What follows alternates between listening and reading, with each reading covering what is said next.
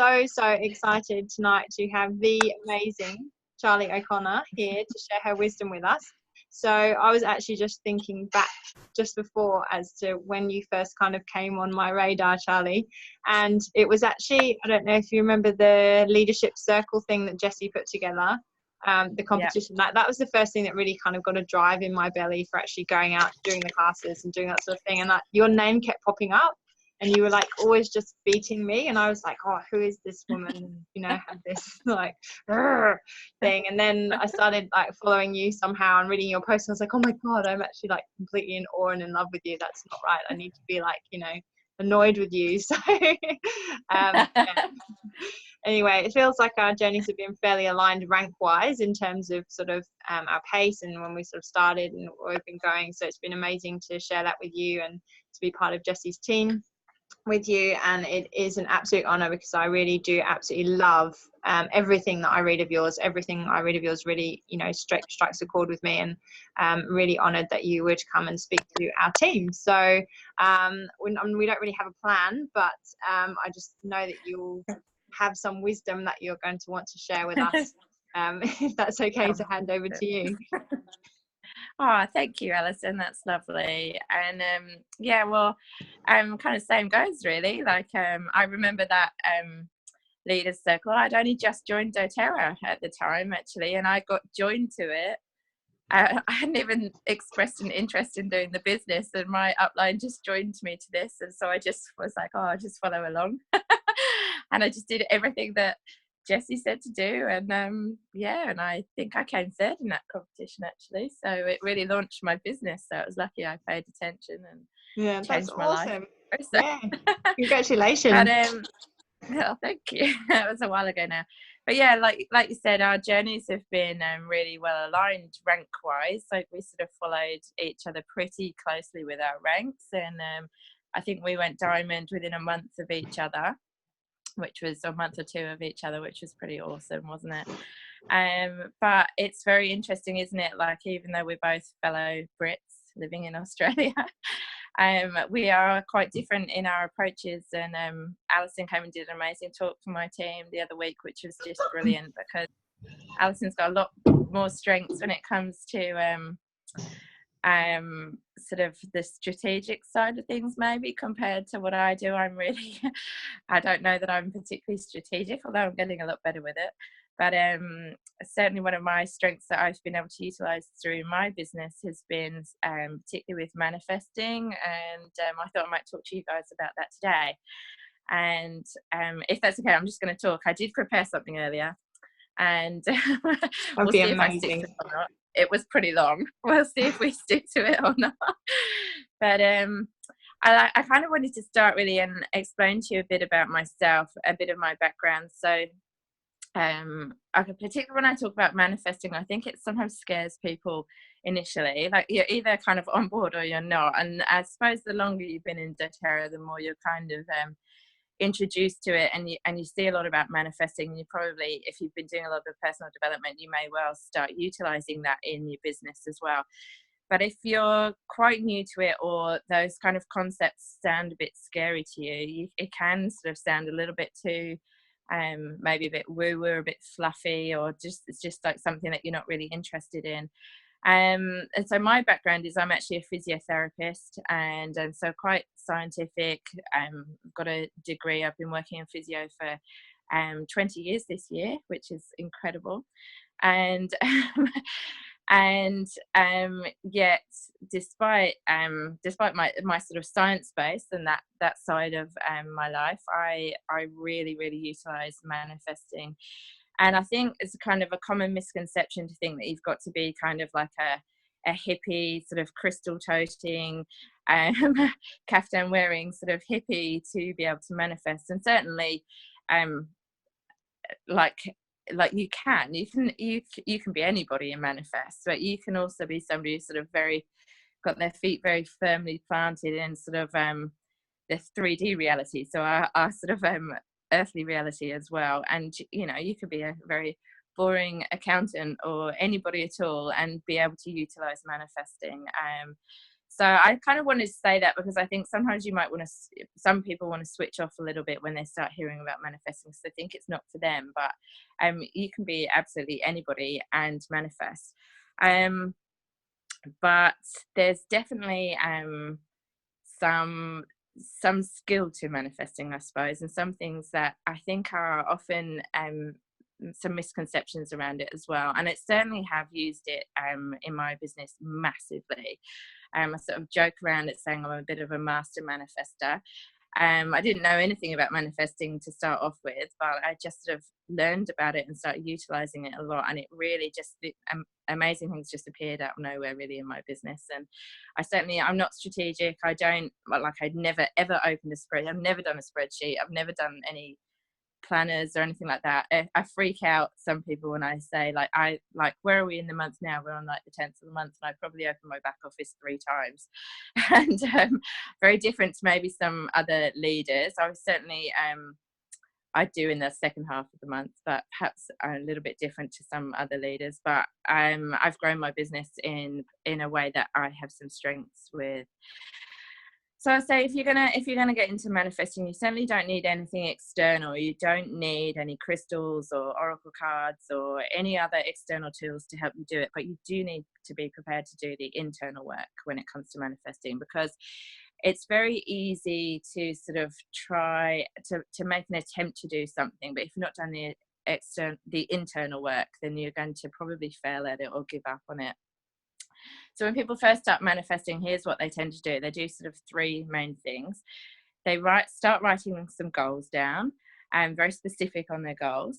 They start writing and saying affirmations, and they do a vision board. And that's kind of the main things that people start with when they're attempting to manifest. And then they kind of just sit back and wait for those things that they really want to just show up. And often, because if you are putting daily work in with manifesting, you do start to see some results quite often. You start seeing things do perhaps start showing up that you were not expecting, or that you'd been sort of putting out there. That's really cool. But then within a few weeks, you then start seeing things get a bit hard. Like usually something negative starts happening, and that's about the point when people give up. Or that vision board just sits there, and it will sit there and never get changed, and it'll be the same vision board in 12 months as it was the day that you did it. And then if it's not really working for you, and the difficult stuff will start showing up, and the good stuff isn't, you're not maintaining that good stuff anymore, you either convince yourself that manifesting is complete bullshit, or I hope you don't mind me swearing in this, or you convince yourself that you're not gifted at it, and that only certain people are good at manifesting. But that's not true at all. There's just some things that people get wrong, and they get it wrong really quickly. So I'm going to go through, I think I sort of listed about 5 different things that are real sort of I don't know if they're secrets or skills that you can use to manifest more effectively. So the first thing is that whatever you're sort of visualizing with your manifesting, is you actually really have to connect to it. So it really helps to actually get a real strong feeling of connection to whatever you're manifesting. So does it actually mean something to you? And does it actually serve a higher purpose? Now, this can be quite tricky if you've never figured out what your real higher purpose is. So a lot of you will have a why for why you're doing your business. But if you've never really gone deeper as to what's that serving, and what's your role in the world, what's your role in service? It's very individual to each of us, we all have our own thing. But if you've not gone really quite deep with it, then the stuff that you're putting on your vision board or you're trying to manifest can feel quite superficial. And there's a part of your integrity that kind of recognizes that if it feels very superficial, might feel a bit selfish, then your deep integrity is going to call you out on it, and it's going to actually not. You're going to struggle to manifest it because it might not quite feel right. If you've kind of really thought through and linked it to what your higher vision in this world is, it's much easier for your deep down integrity to kind of really align with what you're trying to bring in. So I suppose it's about alignment, but it means that you do have to do a little bit of work on really figuring out what it is that you're trying to bring to the world, what to sort of your greater gift or your higher purpose. And you might not know, and it might not come instantly, but it does help to at least put the question out there and to perhaps journal it or figure it out. I'm going to give you an example here. Once upon a time I had, and for a really long time, on my vision board I had a cleaner. I wanted to get a cleaner. Like, I wanted to be able to earn enough to justify having a cleaner. It was kind of this idea in my head that was kind of like a point I could reach that would really help me with my life. But I just kind of also felt like it was a little bit selfish, I think, and probably unrealistic, and I never really connected with it. So it stayed on my vision board and it never happened, and it was just there, and then I'd look at it and I'd be like, oh, like, just didn't feel quite right. And after a while I started thinking around, like, what was it that I really did want? And I started feeling into it a little bit more, and I started thinking, well, what I actually want is I really want to organize my life better. I want to organize my time so that I can actually be more connected with my family. So I can free up my time to really, because I was really struggling at the time to balance my life and to really connect deeply with my family. And so I was actually like, I really want to organize my time. It's not so much that I want a cleaner, although selfishly, yeah, I'd love someone to scrub my toilets, but I want to free up time, and I need to be more organized to do that. So that's what I started manifesting. I started manifesting organization in my life, and what showed up was the most incredible virtual assistant, which essentially cost me about the same amount of money as a cleaner would, and she's completely organized my business and my life, and everything runs far more smoothly because of it. And if it had been a cleaner, which I don't know that I really wanted, it just wasn't really serving much other than cleaning my toilets and maybe freeing up some amount of time. But it wasn't serving my business as such, and it wasn't sort of serving my future as much as what actually did show up, which was totally changing my organizational skills, totally changing my processes and things like that. So it actually worked out heaps better for me when I really started feeling around what was it that I really did want and wanted to connect to. Another example I've got is this is quite a long time ago. I put on my vision, I had this idea that I wanted to speak on stage. And I don't know, some of you may have heard me speaking in Brisbane. I spoke at something when Emily Wright was visiting in Brisbane, and I'd never spoken at all to anybody other than in oils classes. I'd never spoken on stage at all, but I'd had this idea that I wanted to speak on stage, and I felt like it was like worthy of the vision board, but I never really connected particularly deeply to it, and it didn't happen nothing really happened for quite a while. And I kept sort of thinking, oh, do I just want to be on stage because I just want to be recognized? And I had this doubt in my mind, do I just want to be get recognition and have people, because I've always lacked that sort of feeling that I've always felt a little bit left out, and that I'm perhaps not included in things. I always felt that at school and as I grew up. And so I started wondering, do I just want to speak on stage because I want to stand out and I want to have that recognition? And it took a really long time, but one day I was journaling and I started really feeling into it, and I was like, no, why is it that I want to speak on stage? And I really felt about what gift did I have to give to the world and to give to other people, and that when I really felt into that, and I really started thinking about how that could benefit other human beings, how that could have a knock-on effect to many more people, what was the message that I had to say, the very next day, randomly, after I journaled it, was the day that I got the message asking me to speak on stage. And so it was like I connected to my higher purpose and I manifested it, and it happened almost instantly. And all that time it just sat on my vision board, and I really hadn't thought it through, and I hadn't really deeply connected to it. Nothing happened. So I think it's really good if you can really think around these things and connect yourself to a bit of a higher purpose. My second tip is about people who, when you struggle to manifest, it can often be because you're being way too specific with what you want. Now, it's really common, and I'm going to go against the grain here, but often people talk about making vision boards and goal setting and being very specific and particularly putting dates on them. I actually train my team to take all dates off their goals and all dates off their vision boards, which not everybody will love when I say this, but I actually think that quite often you block manifesting by having a date on it, because you're literally just saying, you literally, if you're standing in front of your vision board and you see this thing that feels a little bit like it's a little bit hard for you, well, it can go one of either way. Some people are really, really motivated by it, and if you are, then that's fantastic. But there's actually quite a large amount of people who feel the complete opposite and feel a lot of anxiety around it, and it actually is just one big flashing sign that you're not worthy. So it's just sitting there in front of you. You're not worthy for this. You're not worthy for this. You're not diamond by the 31st of December. You are not worthy of this. You're not worthy. And it causes quite a lot of anxiety, and it actually blocks the manifesting. And if we're thinking about our highest good and our highest purpose, why do we need to put a date on anything at all? Because if it's for our highest good and our highest purpose and the highest purpose of the world, it really doesn't matter when we bring it in, because it's going to happen when the right time is.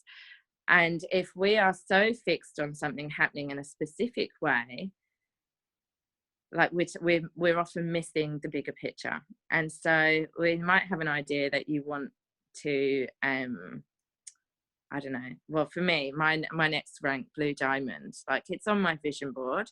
I don't have a date. I've got a loose date in my head. Certainly there's nothing wrong with holding an intention, but I don't have that date sitting there driving me nuts and making me feel like I'm a complete failure because I haven't even got close to it.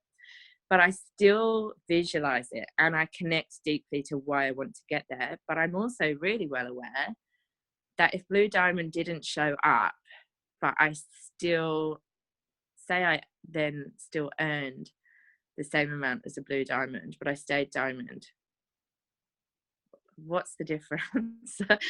Like, or say something even more awesome happened instead of but not the actual rank of Blue Diamond. The Blue Diamond is just me saying, yeah, look at me, I got Blue Diamond, I'm freaking amazing. But if I change the same number of lives and I earn the same amount of money and I grew, my personal development grew so much more, and I became more humble because I stayed at the rank of Diamond, which was the better journey. So personally, I think that we are often way too specific and that we are unwilling to perhaps be flexible around our goals.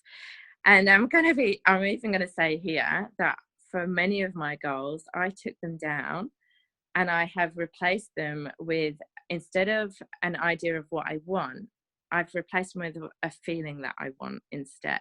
And my feeling that I want, and it's on my vision board about 60 times, it's just like everywhere on my vision board, the feeling I want is joy. So for me, I want to bring joy into the world. I want joy in my life. I want to give and receive joy. And when it's joy, there is absolutely no selfish side to joy. There's nothing underhanded about joy. There's nothing that's got no integrity about it. It feels good, and whatever it is, if it's bringing me joy and it's joyful, it's going to be good. Like, so I don't have to worry about it. Like, it could be joy in my relationships, it could be joy in my business. Like, if it's joy, and it shows up in my life, it's gonna be freaking awesome. So I manifest joy. I don't manifest I've got to earn this by this date, or I've got to do this by this date. I manifest joy, and I do manifest other things, but I specifically manifest joy. So I manifest how I want my life to be. Like, I don't care how it shows up. I just manifest what I want. So excuse me, I'm dying of a cough here. That might sound a little bit strange to people, but I literally do just tell my team to go and take their dates down. So there are some people who work really, really well with dates. So, and if that's you, keep them up. But there are people who definitely do not work well with dates. And if that's the case, start thinking about like, yeah, the feeling states or those high purposes, and really just focus on manifesting them. And be prepared for things not to look like how you think they should look like. And often when you start manifesting and you're trying to bring something in, the universe or God or whatever it is that you believe in is going to push you down a very, very different route to get there to what you expected. And if you're inflexible about it, you're not going to be able to see the creativity and the other ideas that are coming in to get you there, because you've got this fixed idea of it has to be down this path, but actually the universe might take you down this path to get you to something even better.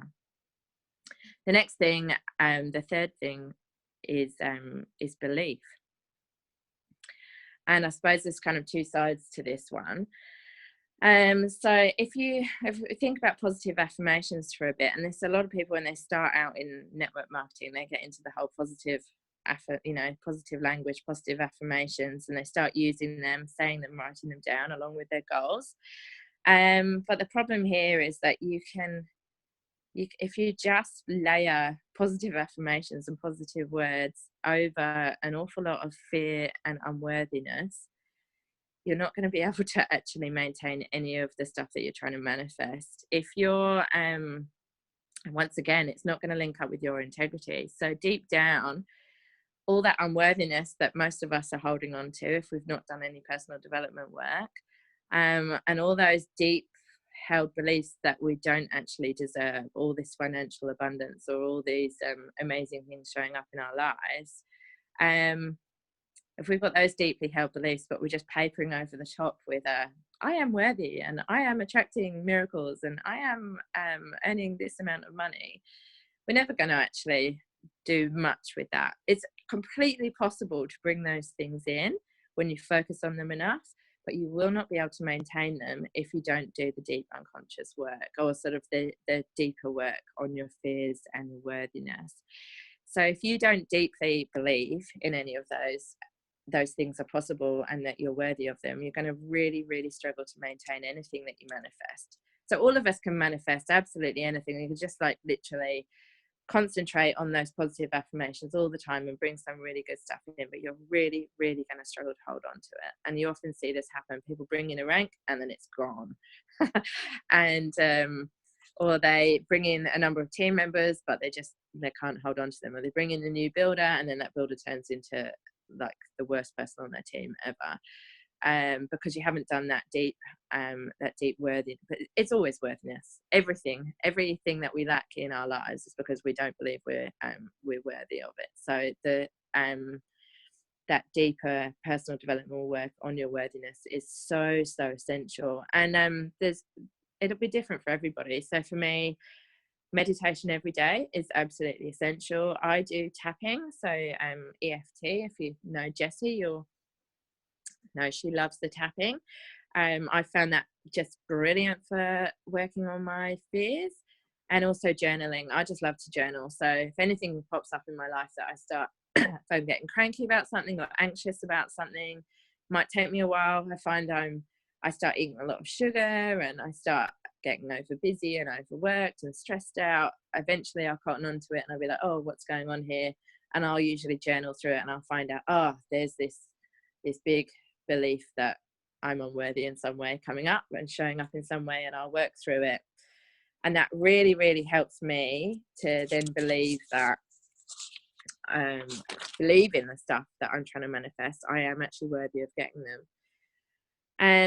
The other thing is when you start on that personal development work on your own worthiness, you're going to have to be doing it forever, literally.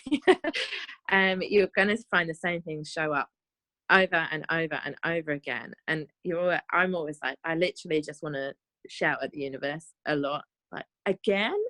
Like, how is this showing up in my life again? But it's just new layers of it. So I always see it like it's like peeling an onion. Like you work on one layer, manifest something awesome into your life, that layer, you have to go down to the next layer and work on it again. And you have to work on it again and again, but it doesn't mean you're not getting anywhere. It's like a spiral. So if you imagine the spiral is going upwards, but you're always going to keep coming round to the same point, but you're just at a different level as you're going up. So don't be afraid when those things start showing up over and over again, and you have to work on them over and over again, because it's so worth it. Because on the other side of that is it's amazing. So also around belief, I suppose, when I was excuse me, I've lost my place. Yeah, when you're utilizing belief in manifesting, you really have to have, when you're manifesting, whether you're writing or you're visualizing in your head or you're doing a vision board, really be careful about wanting something. You kind of almost have to believe that you already have it. So if you're sort of looking at your vision board longingly, or like, I want this in my life, I want it, all you get is more want, or all you get is more longing. You don't necessarily get the thing that you're wanting, and you just get more of the want. Okay, so really when you're sort of visualizing, really have to visualize already having it. So it's a belief that you are worthy of it, and visualize that you already have it. So that's what I mean by belief. The fourth thing is that don't just say it, don't just visualize it, but you have to really feel it. So again, this is kind of about connection, I suppose. But there's no point in just saying it and writing it down. Like, you really have to feel it. And I'd say feel it almost like a physical feeling in your body. And the best way to access this is through gratitude. So you believe you already have it, and you physically feel the gratitude. Those two things work really well together. So it's like the secret sauce is belief plus gratitude equals amazing manifesting. And gratitude really is the key. And in fact, even if you never wrote down, said, or put on a vision board a single goal or a single visualization, and all you did was intense gratitude practice, you would manifest amazing things into your life, and probably even better things, because there'd be better things that you couldn't even visualize. And when I say regular practice of gratitude, I don't just mean sort of talking about gratitude again. I mean feeling it physically in your body, and make it an actual discipline. So gratitude practice is one of my daily disciplines. Alison talked to my team about daily disciplines, but gratitude practice is actually 3 times a day for me. I spend 3 minutes 3 times a day minimum, actually almost like a meditation, actually doing like really over the top intense gratitude practice. So I just shut my eyes down for about 3 minutes, which is hard when you've got 3 little children, but somewhere when I'm sitting on the toilet or I'm in the shower or something, I find 3 minutes to myself occasionally and shut my eyes down. I actually put my fingertips onto my sternum, so like onto my heart area, and it's a real physical sign to my brain to drop out of my brain and come into my heart. So gratitude and all these high vibrational emotions really come from our heart. And I just think about, for 3 minutes, things that I am really intensely grateful for in the moment. And they aren't necessarily things that I think I should be grateful for, like like my husband or my children. Those are things you think you should be grateful for, but the reality is my husband might have just left his socks on the bathroom floor, or my children might have just I don't know, done something horrendous and made me yell at them. And even though, like, I know I'm grateful, I'm not actually really feeling the gratitude for them at the moment. So I just go to stuff that I actually am really grateful for right now. And it can be tiny stuff. Like for me, it's very commonly, like I see, like we've got a lot of bird life around here. I see a little bird and I feel really grateful for seeing them. And that's what I focus on. Or I had a really great coffee. Like, this might seem really superficial, but I feel really grateful right now because I just had a really awesome coffee. Or the hot water in the shower on my skin, or it can be anything. Like and I spend 3 minutes, I might flip from one thing to another, or I might just really focus on just that one thing, just that like daffodils I saw blooming, I might just really focus on those for the full 3 minutes. And I really, really, with my fingertips on my chest, I really just start to feel into it. Like, so like it brings a smile to my face, physical feeling in my body. Like I just, like my heart starts feeling really good. And I try and just like really with my breath, try and intensify it, like with each breath, intensify that emotion. And it's really quick and it's really simple. And but I get into a daily discipline with it. And so you're raising your vibration. So if you're kind of into vibrational stuff, like you want a high vibration to manifest, you don't want to be stuck down in anxiety and stress, and that's completely blocks manifesting. You want to be high vibrational. So if you're practicing it every day, and gratitude's an amazing attitude, you're just going to bring in just like really awesome stuff, regardless. It doesn't matter what you think you need, that stuff's going to come in amazingly.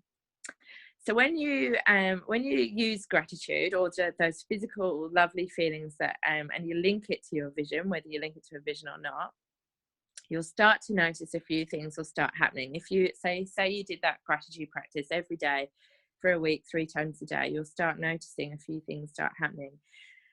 You'll notice that a lot more creative ideas will start popping into your head all of a sudden. When I get really good at it, I'm just suddenly amazed at all these new ideas I have for my business, not just my business, but particularly for my business, like things I would never have thought about if I was stressed and anxious. I just suddenly start, these new ideas that nobody else has thought of, that I've never done before, try them out, like things that work really well. And I also find that when I'm doing that regularly, I can get out of my stress and anxiety situations much, much quicker.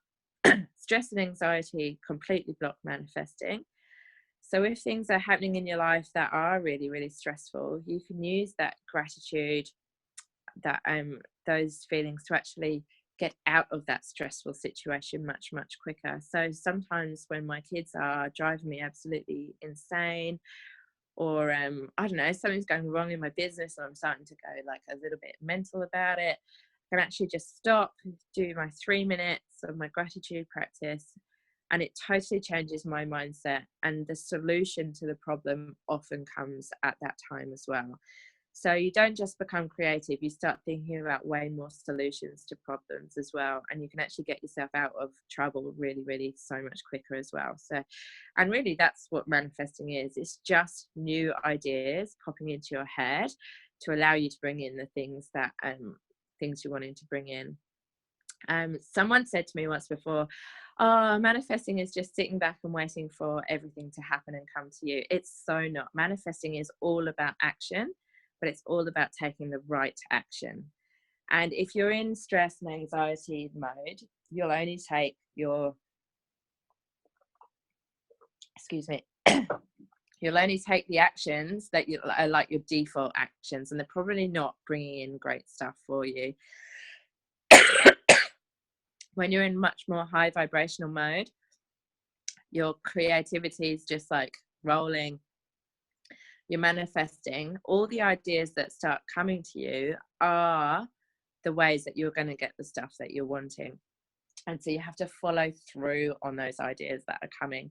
That's where that oil Litsea comes in really, really well, because it helps you follow through on all those ideas.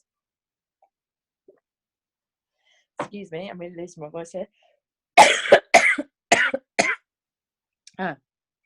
Anyway, and I've got one more tip, and that's about discomfort.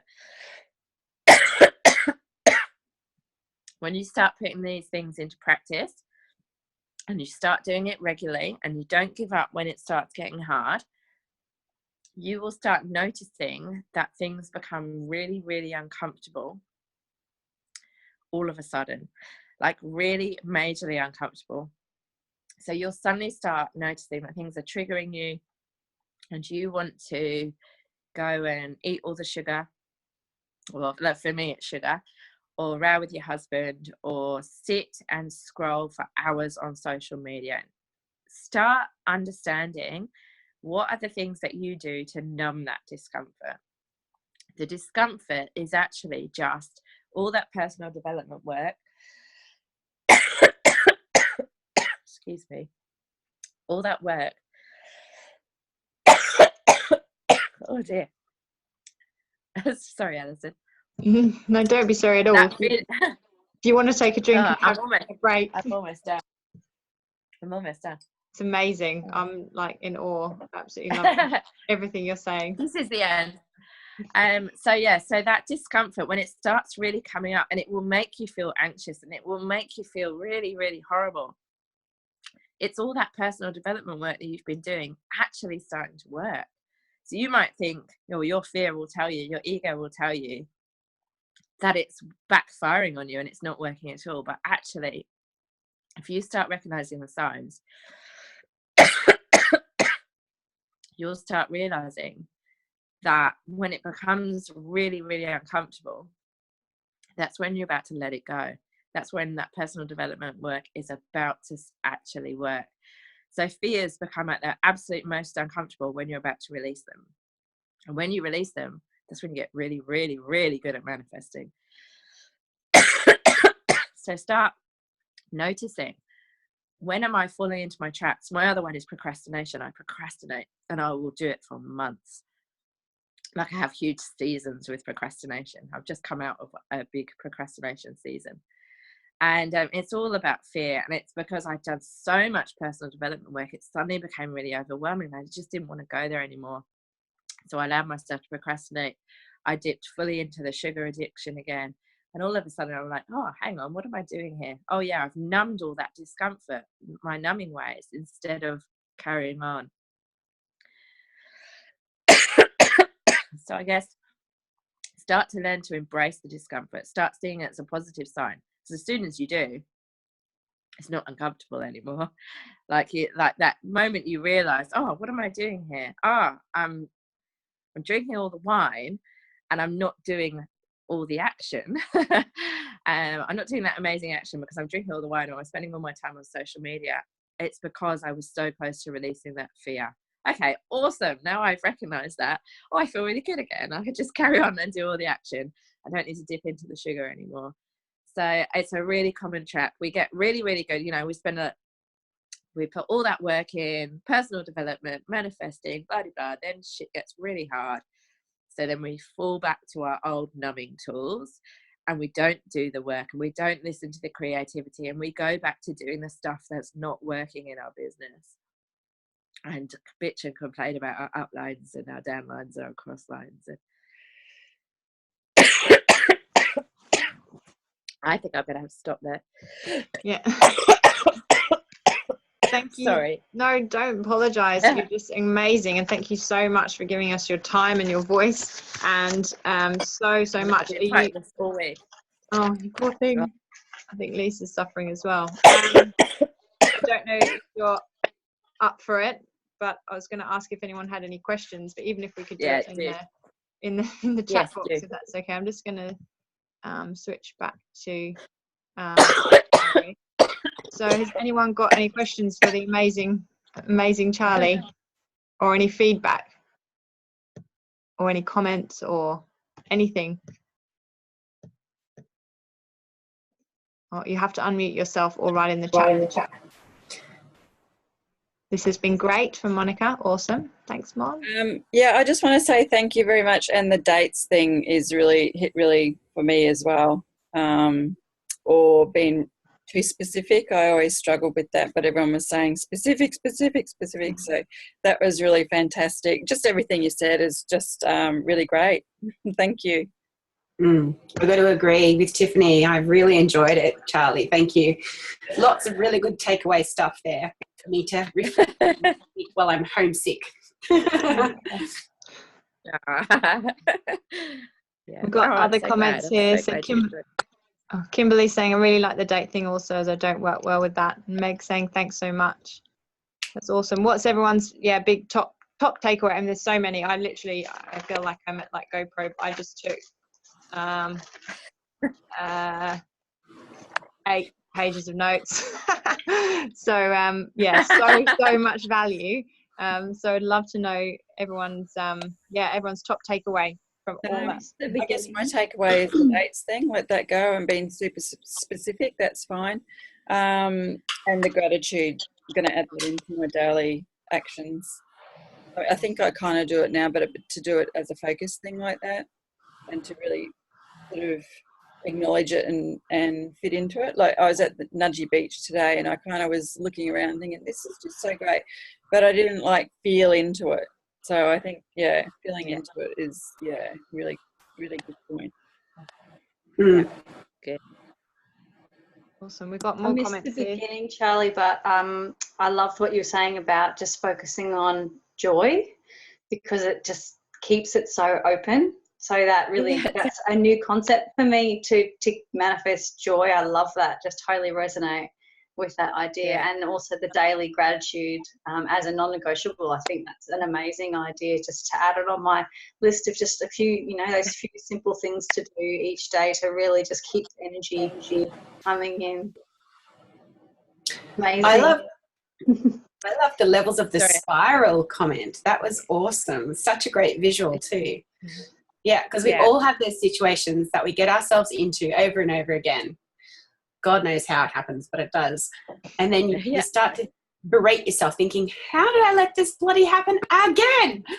But you're right. You do have to recognize that you are a different person each time you come to that. And hopefully you bring different experiences and skills. And hopefully you do a bit better each time. Yeah, definitely. That was an eye-opener for me. I like that. I'm not the first person to have ever said it that way. Someone said that to me and I was like, oh, yeah, I feel better now. Yeah, I've gone through this same thing 20 times. But yes, I'm at it at a different level. It's just a new level and it's just allowed me to bring in something even better. It's just a new lesson. So, yeah. Cool. Too. I'm just going to read some of the comments here. So, Meg said, get better soon. I'm sure you have an oil for that. Megan, so much information I needed to hear. Monica said, top takeaways are the discomfort, scrolling Netflix, and yes, the gratitude and making it simple. Kimberly, big takeaway, personal development, delving further into my world. And Meg saying, my takeaway, what's my role in the world? Yeah, and yes, the spiral visual was great. Oh, awesome. Oh, I'm so glad you all got so much from it. That's great. Absolutely. Has anyone else got anything they want to add in or ask? While we have Charlie, this is your chance. I have a comment. Thank you so much, Charlie. It was amazing. I do read a lot of personal development things, and so a lot of the stuff you said I have heard, but there's so much difference between hearing and taking action in that. So to hear that from a person, from a real person, as opposed to like someone that I feel like I can relate to, having seen you speak in person and those kind of things, just really hammers at home, I think, a bit differently to listening to it on an audiobook and those kind of things. So for me, the biggest part was that the point you made about when you are really at that point of releasing fear, how it can get harder. It can feel its hardest right then, because I've heard that so many times before, but to hear it from a person that seems relatable makes so much more sense. But I did have a question around your personal assistant. So this is not really in terms of, but just what kind of tasks were you able to release early with your personal assistant? She does everything for me. She runs my life. Well, for literally at the beginning, she sorted out all my emails, which were just an absolute mess. She now, every week she organises things like my school emails, which I never read and miss everything. She puts them into my diary. She manages my diary for me. I'm terrible at writing to-do lists. I write them down on tiny little bits of paper and then lose them. And so now I just voice record everything to her, and she just sets it all into my diary with reminders and stuff like that. She does all my oil camp stuff. She does all my points tracking, all the stuff I just hate doing. She does all my anything I need to be done on Eventbrite. She does it. She helps me with social media. Pardon? Sorry, I was just saying, Alison, that sounds like Anthony. Yeah, I don't have a husband that does all this stuff for me. My husband is worse than me when it comes to anything like that. So I use a virtual assistant.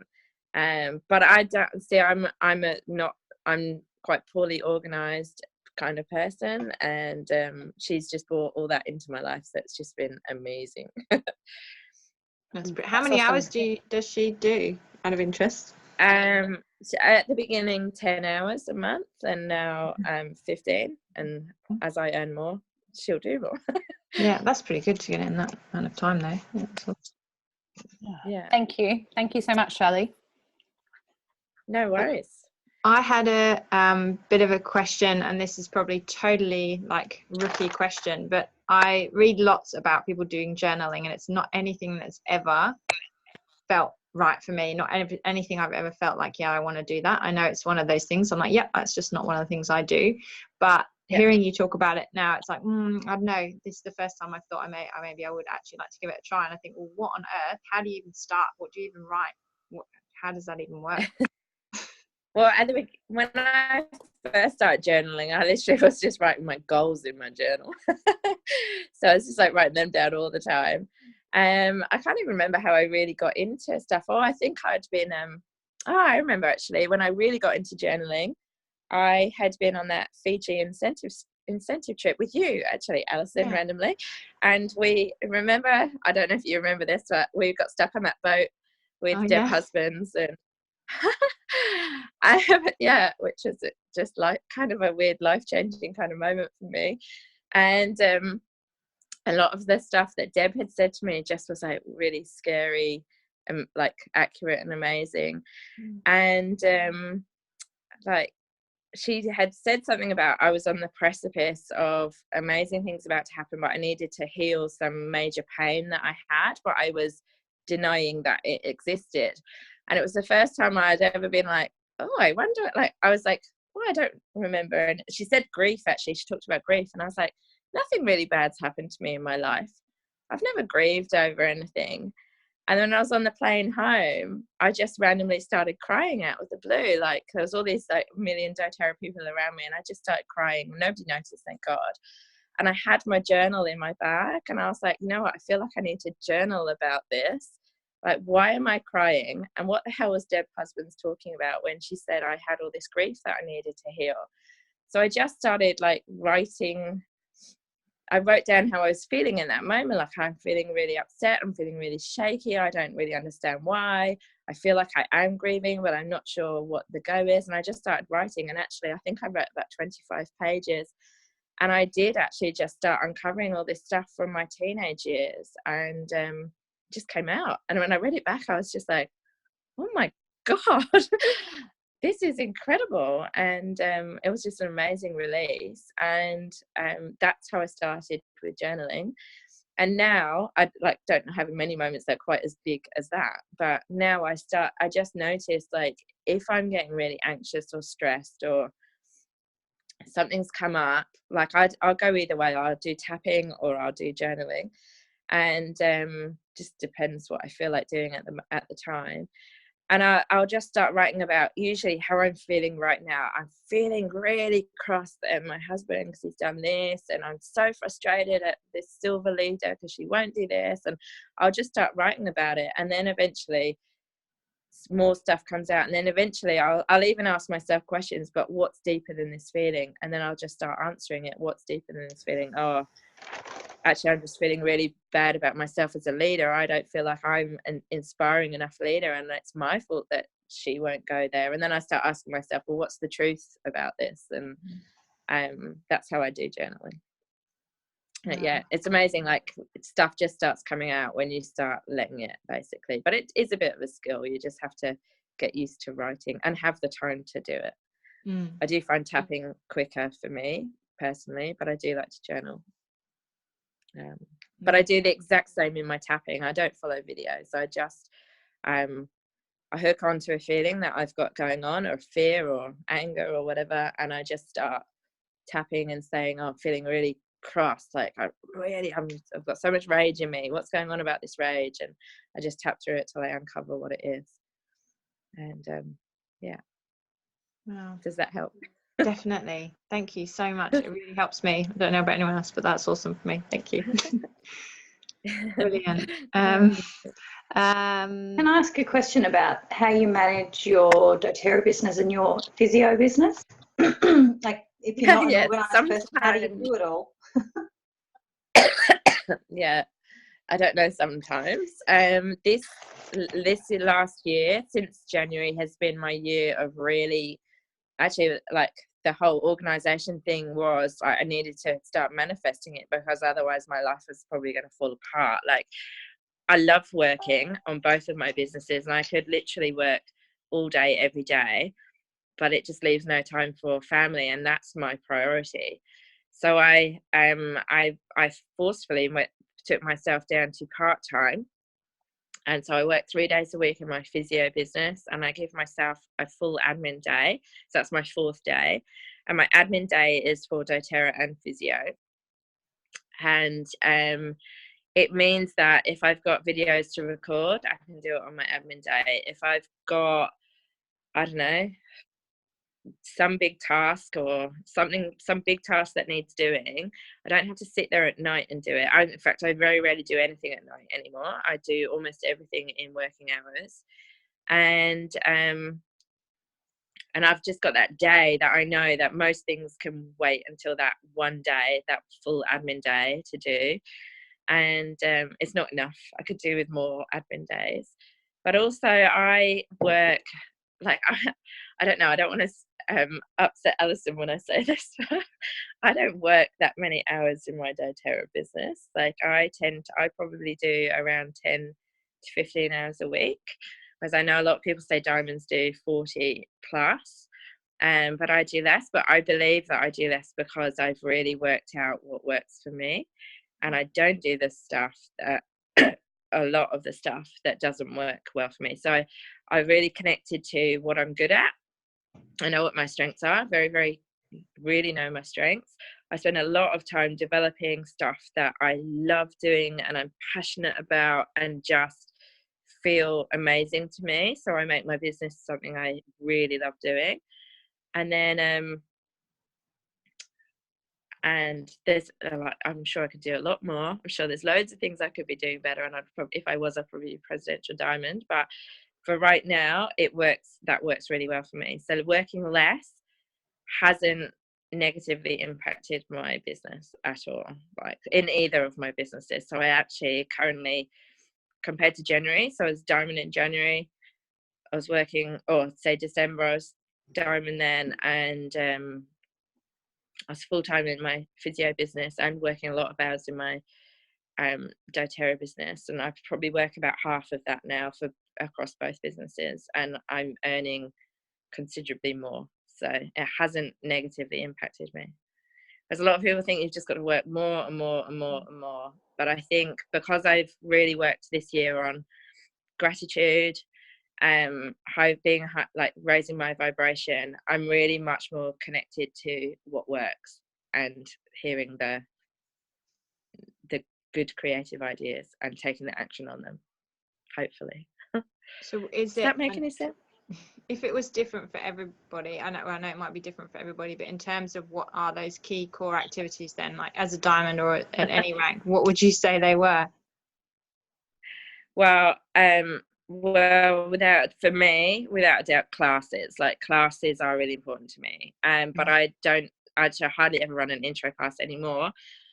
I help other people run intro classes, but I don't run many intro classes myself because I just want the classes to be amazing, the stuff that I love doing. I don't love doing intro classes so much anymore, but that's because it's specific to me. Going out and meeting new people, talking to people, contact, so similar stuff to you. I'm not nowhere near as good as Alison is at daily tasks. I've only just started, but yeah, like I was like, oh my god, I don't do half of that stuff, but then I'm not afraid to talk to people. So obviously I'm a physio, so I talk to new people all the time. I meet new people all the time, but I really I've really thought about what do I want to do. And so for me, I've started doing women's circles, and they're not my doTERRA business, but inevitably my oils are there, we use them in the women's circles, people start wanting to know more about them. My point of doing the women's circle isn't because I want to force oils on people, it's because I really want to do women's circles. It's like a really big thing for me. I really want to do it, but it's introduced me to all these new people. And so, yeah, I don't know, that didn't really answer your question about daily activities at all, did it? But, no, that's awesome. yeah. Brilliant, thank you. Does anyone else have any questions while we have Charlie? No, that might be it. Speak up now or forever hold your peace. Well, I just want to say a huge thank you, Charlie. That has just been so incredibly valuable, and I know everybody here feels the same, for all the comments and feedback. So thank you so very much. I'm going to stop recording now. So bye for those watching.